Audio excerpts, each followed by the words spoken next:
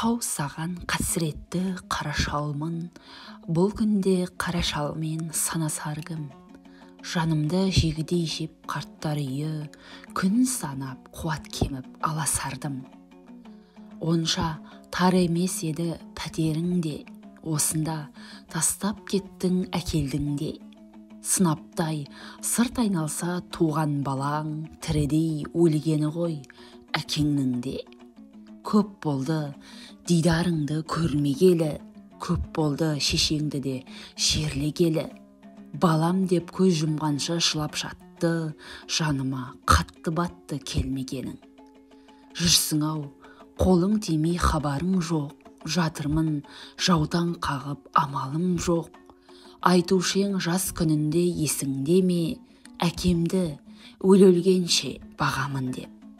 Балам-ау, не істетпейді қу тіршілік, кейпенде дүние қуып жүр құлшынып. Артымда барма десем ұрпақ ізі, секілді қалғаным ба бір қу шыбық. Әкеңде осы жерде өлер енді, Тәңірдің жазуына көнер енді.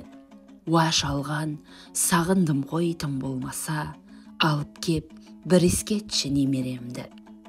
Қадырын түсінбедің қолда бардың, қауқайып қарабасым жолда қалдым. Талдарақ мал мүлкімді ақша қылып, астыңа әппақ шаңқан Волга алдың. Несіне балам бар деп мен мақтанайын, өмірден өз жөніммен аттанайын. Ұмытпа, келер болсаң домбырамды, шерімді шемен болған ақтарайын. Несіне өлемін деп өкінемін, қайғыдан қарс айрылды көкірегім. Көз жұмсам қоярсыңдар елге апарып, соңғы рет сенен соны өтінемін. Өзің деп өтіп еді бар қызығым, барады күйіп жанып тән қызуым. Мүмкін бұл менің ақтық демім шығар, аман бол, қайда жүрсең жалғыз ұлым.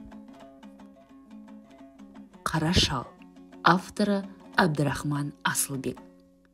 Оқыған Кәрім Нұргүл.